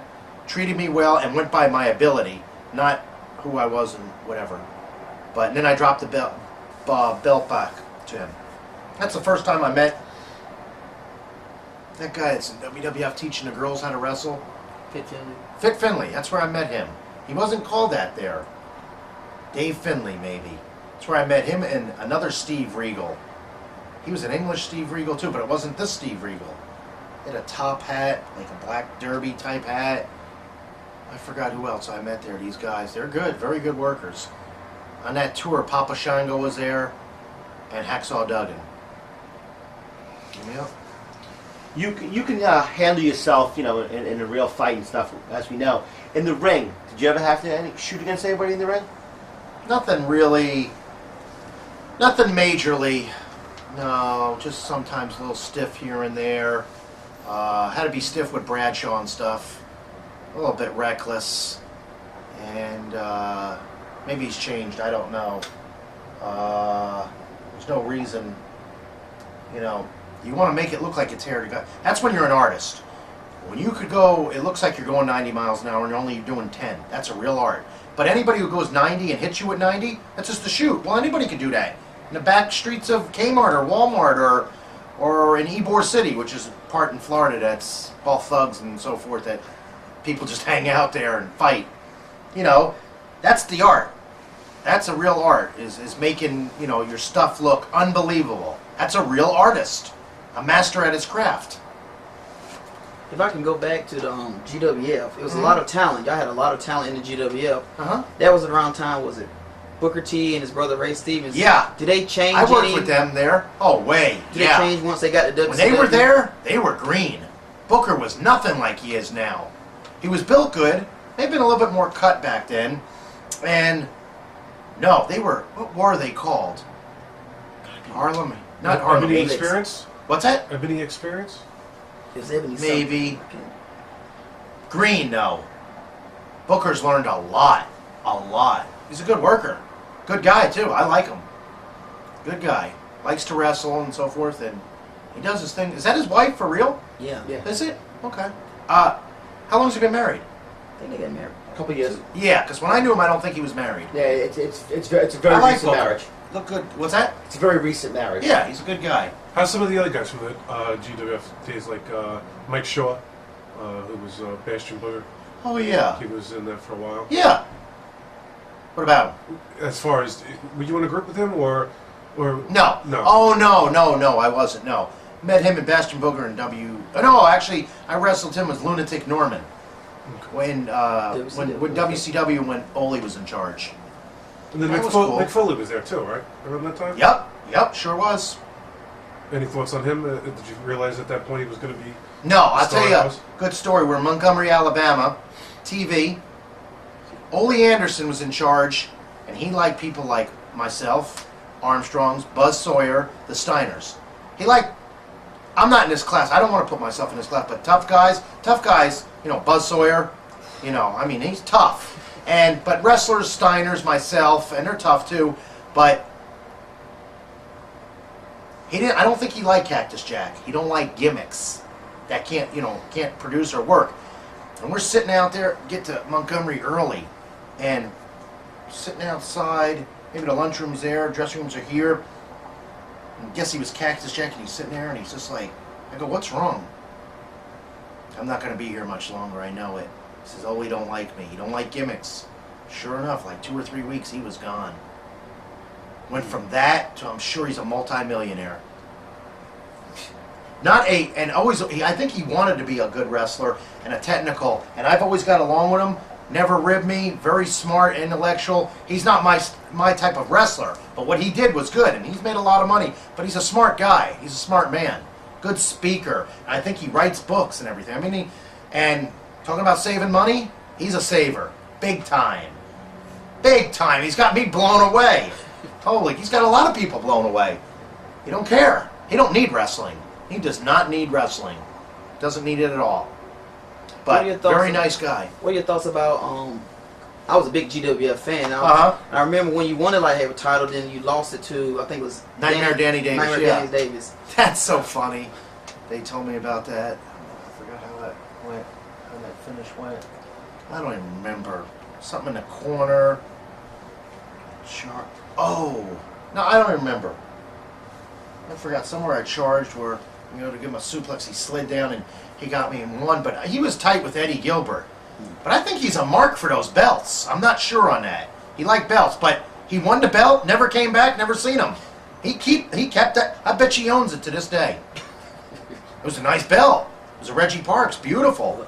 But he won it from me, and that was the end of it. That belt never came back to Texas. I bet you it's at his house right now, wherever he lives. I seen him on a show, maybe Indiana or somewhere, like 2 years later. I don't know if it was brought up or not. Always kept in shape. I think he looked better than Eddie Gilbert. I think he's a better worker than Eddie Gilbert. More technical. Well, Eddie was good too now, but Eddie was more, but I don't know. It's a cross, Eddie. Danny Davis is a good worker. These shows were run out of this old Sportatorium. In Dallas. Right? Yeah. How was Stiffest ring in the world. Why? And I never knew this. That ring was bolted into the cement. It never moved. It's probably still there now unless you renovated or knocked the building down. It never moved. So if you watch that show, you didn't see a lot of big bumps. I've taken a backdrop and hip toss, just like in this right here, or outside really. That's what it feels like. You won't see those guys in WWE doing what they're doing now in that ring. That ring would cut you. Not because it's sharp, because it's hard. They'll split you open. You hit and it's just it hurt. Nothing gave. You're just right into that. It's like into cement. Back suplex. It just goes boom, right into it. Stiffest ring in the world, next to a boxing ring, which I think it may have been a boxing ring. Now, how long were they in existence? Who? GWF. I don't know. A year or two. About 2. Maybe. Yeah. And they had that slot that you guys had. That was a weekly slot, or was that every day at that time? They showed every day. I think at 3 o'clock on ESPN. It's funny because I think now that I think about it, I think I have I like thought it was cool. almost every one of those on tape. Yeah. I have to go home and see how that ring doesn't move now. You say that. Don't move. It was another guy. They use that Sportatorium. That show, Texas Ranger, Walker, Chuck Norris. Yeah. They've used that ring for shots. I remember because they had a couple of wrestling things in there. They did 2 with Roddy Piper, and they did 1 with Savage, but it wasn't there. But you could tell it was the Dallas Sportatorium.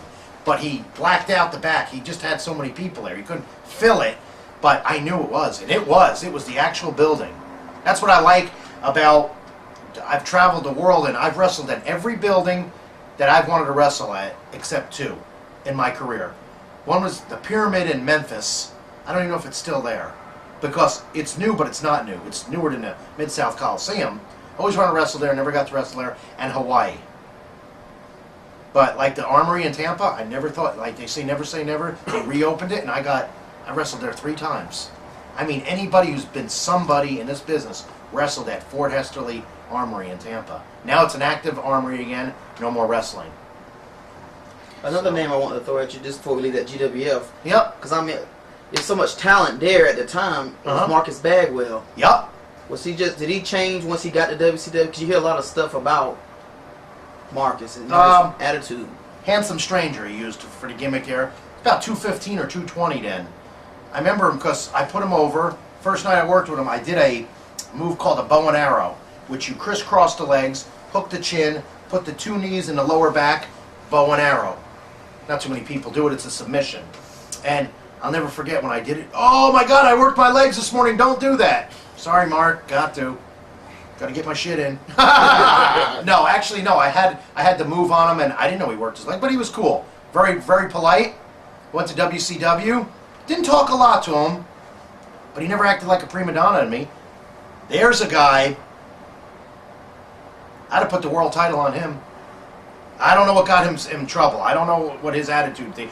Never had a problem with him. In the ring, never traveled with him or nothing, never seen nothing, but I guess there was problems. But head to toe, a wrestling body. Not a bodybuilder's body, a wrestler's body. Face, interviews, the gimmick, Buff Bagwell, that name was perfect. He could have went all the way. He could have been a mainstay. He could be in that top 5 like in WWE right now, like Angle, Triple H. I guess you got Kane. That's in that slot, that how do you call it? Upper echelon slot. And I think he could have been there easily. The gimmick was great, but he backed it up with his work. Good technical wrestler too, could do a lot of stuff. I don't know what his demons were. I don't know what his issues were. I don't know. But I think he only stayed there a little while and gone. Bye-bye. I don't understand that. I think it was a combination of his whatever demons he had. Okay. It definitely was. And he also had, when he I was liked never the Mark. same after that injury.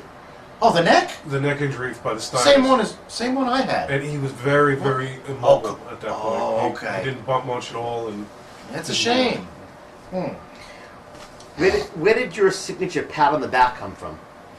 Who came up with that? I came up with it, and it's kind of a weird thing. How I did that. I don't know if it was in high school or college, but I did a good move, and like nobody like. I mean, I won that match. I won that match, an amateur match with the ball and chain. You know, I thought, they usually clap something. Nobody did. I went to the side or off the mat, and I just went like this. Just something, I forgot how I did it, but of course I got not fined, but points deducted, reprimanded by the coach, and all that shit and stuff like that. I was just, I wasn't a rebel. I never did. It just ticked me off that time, and I just did that. So The funniest rib that you ever took part in, or that you witnessed. The funniest rib that you ever saw or you did to someone. I saw. I can't, there's a lot of ribs, but this one just comes to my mind right away. I forgot where it was. I don't know whose it was either, but Mr. Fuji went in the toilet and grabbed a piece of crap and chased Barbarian around the locker room with it. I'd have ran too. Oh man. Yeah. Here, Barb, here. Oh, God. I can't think of, remember Ivan Putski laying on the ring apron in Allentown or Hamburg. And he fell asleep. I think Fuji, I don't know if it was Fuji or not. The tape you wrap your wrist, everybody uses gallons of tape, the white tape. He just stuck it on the bottom and lit it. So by the time it got up, went onto his foot. That was pretty funny. That was back, I was like 20 years old, 21. Speaking of ribs, it was a rumor that I guess when you were starting out and that somebody played a rib on you by taking a crab and putting it in your food or something like that. No, that was in 96 or 97. I had my food. What happened was all started. We were in Poughkeepsie, and we're sitting at a table, and something happened where somebody did something, but Davey Boy or Luger, it was their fault. They couldn't get their egg whites or something. I may have, because I think I was saying how much was breakfast or something, or I don't know, but I didn't create a scene, and they didn't let nobody have it. So of course the fault goes on me.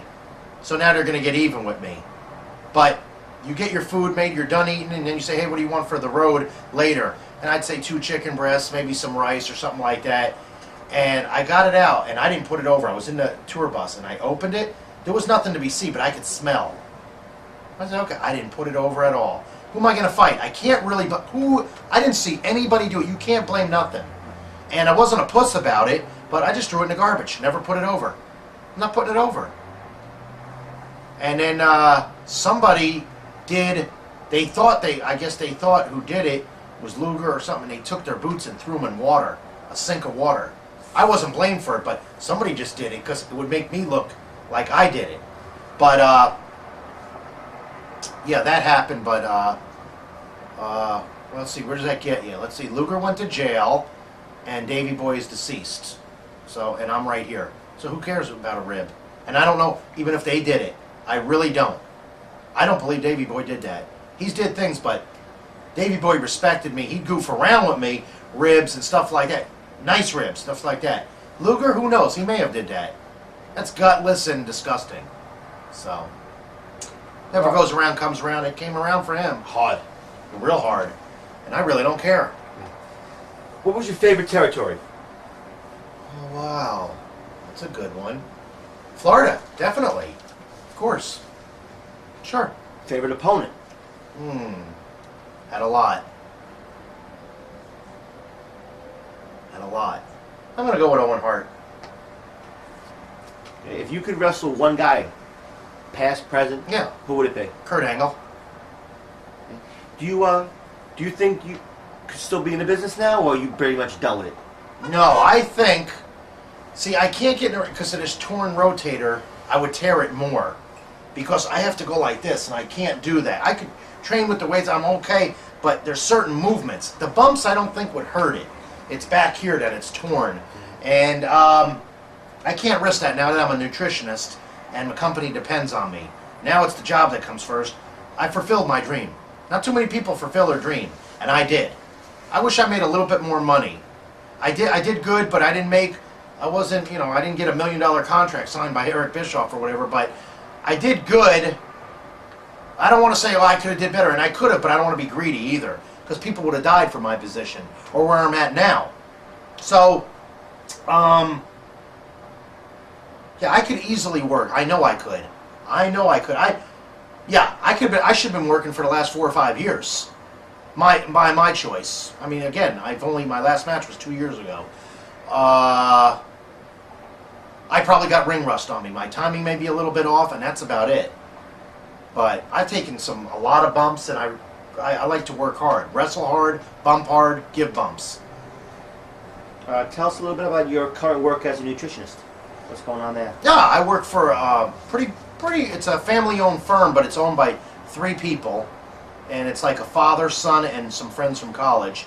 And they produced 7 quality nutritional stores. No, I'm sorry, 9 stores in 7 years or 8 years.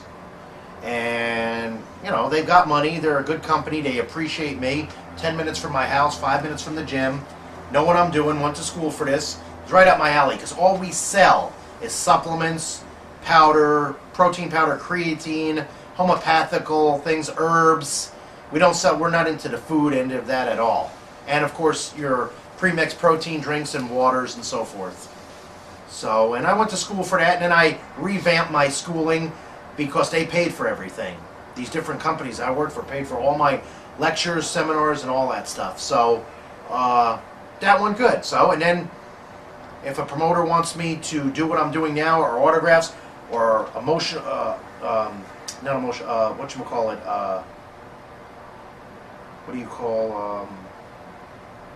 speeches of motivational or about the business. I remember Pat Patterson told me this one time. How did he say? I can't remember the exact quote, but he said, 70% of this business is in the locker room, 30% of it's in the ring. That's pretty cool. He's right. Maybe more than that. Maybe 80% of this business is in the locker room, 20% in the ring. So, yeah. How about a little bit about your personal life? Wife, kid? Yeah. What do you got? I have a wife, 20 years, married, my 12-year-old son, and my mom lives with us, and live in Florida, Paradise. Now your son, 12 years old. Yes. Professional wrestler one day? He thinks so, but I doubt it. Really? He's too smart for that. He may amateur wrestle and football to build character, builds responsibility, good work ethic, keeps you out of trouble. But he's good with his mind and putting things together. The kid could be an engineer. Very, very good with that. Good at reading directions and so forth. If you want to be a wrestler, what do you say to him? Well, I would downplay it really hard as much as I could, but I wouldn't want him to do that. I really wouldn't. I don't want him to go through what I went through, or I don't want him to have to do that. I'd rather him pursue an NFL career. That would be much better. At least you're with them for 8 years, they give you a pension. Right. And it's all first class, and you're going to make more money. Okay. We're going to do some name association now. Sure. On the close this up. Okay. Pat Patterson.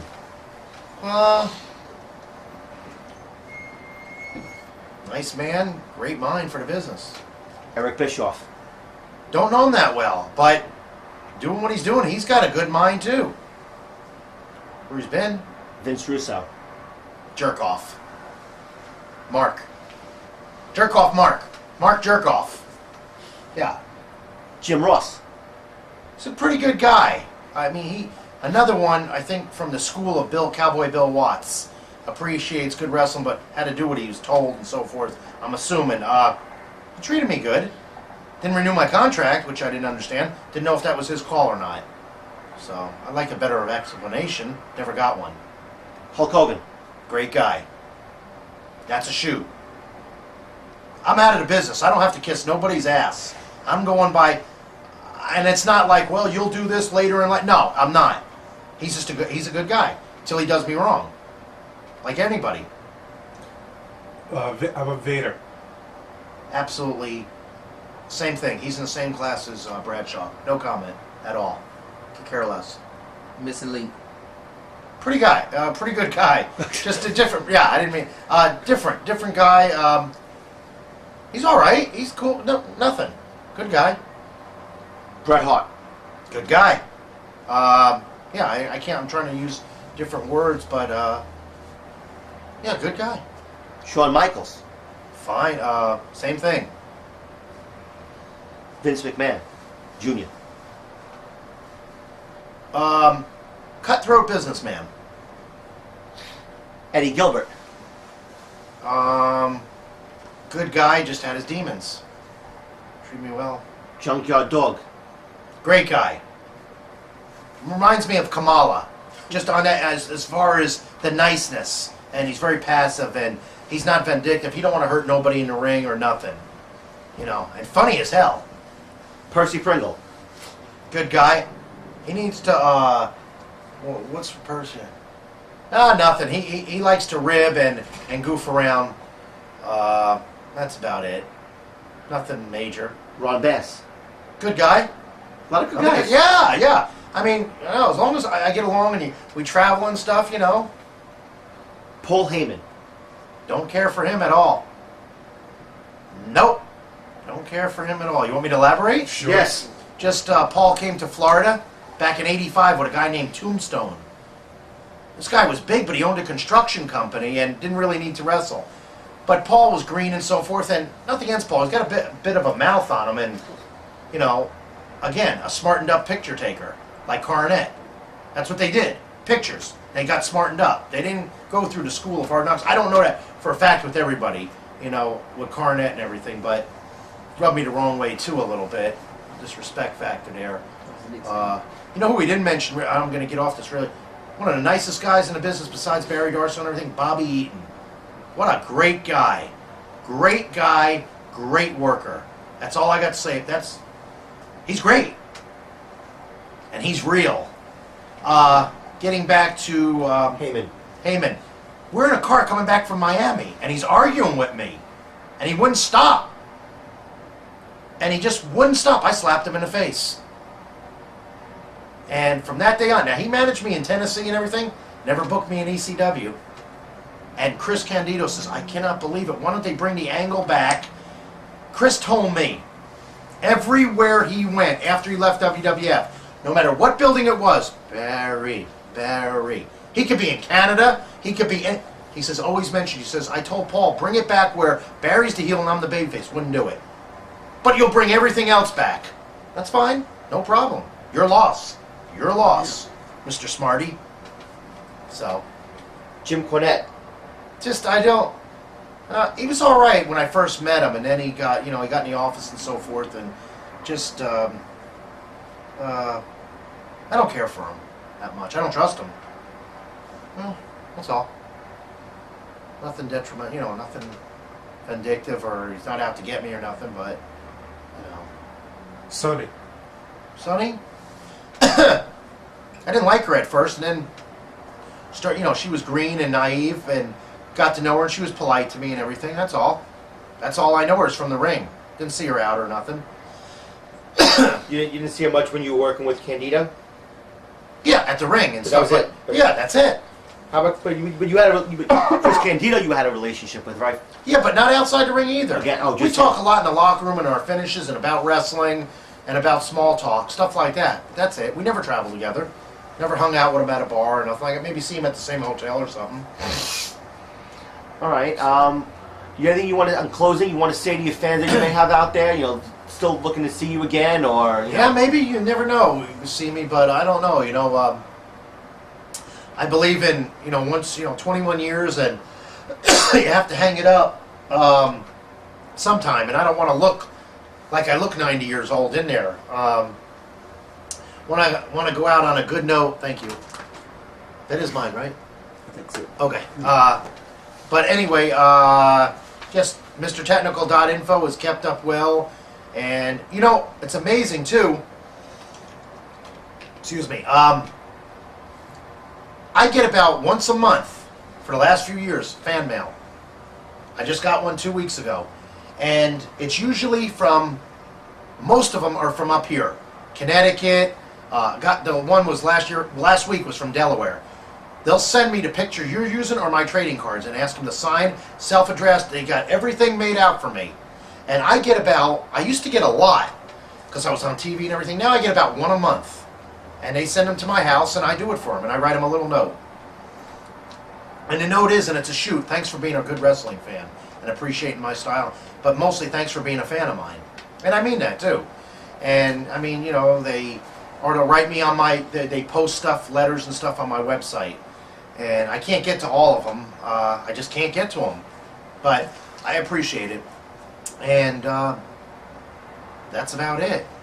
Well, thank you so much for sitting down with us. You've been a Oh, pleasure yeah. all weekend. Mm. You've definitely been a gentleman. You guys too, definitely. And it was enjoyable spending time with you. Thanks to Good High luck. Spots. And thanks to, K&S Promotions. what is it called? K&S See, I didn't know Promotions. that. Okay. Thanks to K&S Promotions. Hopefully do further business. If anybody else here is watching this and you have a promotion or anything, that's fine and dandy. But Barry Horowitz works very simple. You send me my money and my plane ticket and I'll be there. I'm not into weekend warrior promoters. By that I mean, you know, hey, I don't have no money, or I got to cancel you now. I don't operate that way. So I operate the way K&S works, High Spots work, Otto Wants works, reputable business people. You don't have to be a Vince McMahon to be professional and common courtesy. So, Well, thank you. yeah. You're Enjoy. welcome. Thank you. Safe trip home. Thank you. Appreciate Bye-bye. it.